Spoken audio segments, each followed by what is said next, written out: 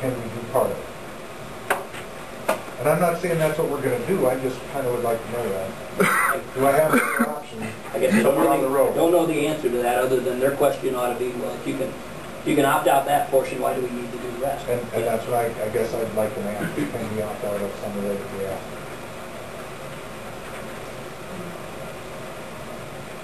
I thought we had talked about that at some point in this process, but maybe we haven't. I guess I was under the assumption it won't be all or nothing. And I think it probably is that way, but it should, you should vote for it. What we're trying to do is get the line in condition as it was before the ice storm. I don't know how you do that. How would you pick out which line not to do? I don't know. I don't know the answer to that either, Scott. Well, it'd be better, though, right? It'd be better than it was before. Yeah. With the mitigation. Exactly. Right. You know, and the other thing, and I would really pitch this to, is we have an opportunity to end up with a system that's so much better than when we started. And we do it at 15% of the money. Almost all these lines that went down were built in 1966. When you build a line, Well, some of this stuff we're going to do anyway, right? We have. Every year we do something. oh yeah. But we haven't done anything for years. We're in real weakened position right now. If you get hit again, you're going to have outages a lot sooner than we normally would have. What would be the normal time frame that you would rebuild lines? You said 1966. I mean, what would be a normal pattern of replacement for this business? When we depreciate lines, we pay taxes on a rural line, we do it on 30 years to depreciate it. The old system, we've had poles, Jerry, you remember behind your store, I guarantee that poles were put there in the 30s when the town got electricity. But the new poles aren't near as strong or hard as the old poles. They fertilize and they grow them fast, the rings aren't tight together. I guarantee you the new line is not going to last like the old line did.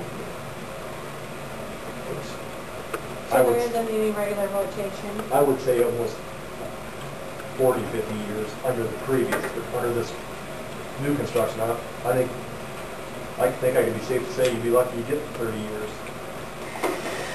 We had poles, not just us, the RECs also, that brand new poles that they set in December ice storm broke off in the January ice storm. That's where I'm getting to. It's just not me. To compensate that, we put bigger class poles in versus the smaller ones, just to try to make up for the difference in the wood. So I guess the question is that if we didn't have the ice storm, then what would have been a plan for us this summer? Would we replace one line? Would we replace two lines? You know what I'm saying? How much on a typical year would we? I think we had about 40 miles that was 1966 or old. Okay. So you're getting pretty close to that 50 years. So, But you talked $50,000 a mile, wasn't it? Yeah. A couple of years ago, you said it was going to take $50,000 per mile for us to redo them. Wasn't it, was his engineer's estimate's got 40,000 a mile? Yeah, it's expensive and we haven't done it. Like, We're always going like what Whitey was just saying, that's what would have happened. In 1966, the town, the whole rural system was just trash. That's back when we lost customers. The town went and they rebuilt the entire rural system in 1966.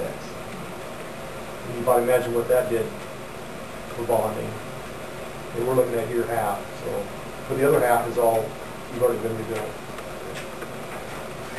When you get, if the council goes, we get the FEMA money and everything, you go through it, you're going to have a good rural system, which will outlive, I think, everybody in this room.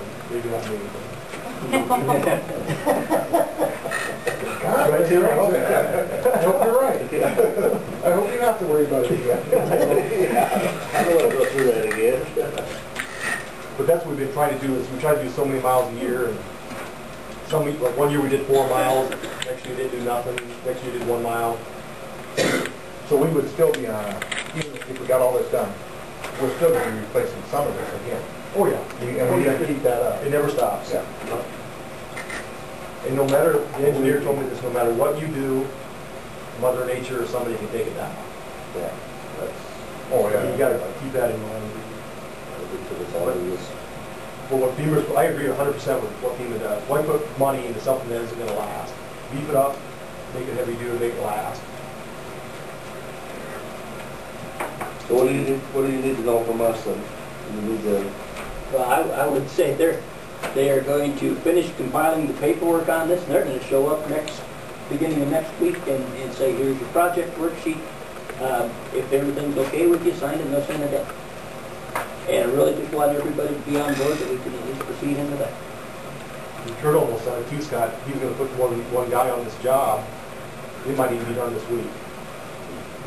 The application.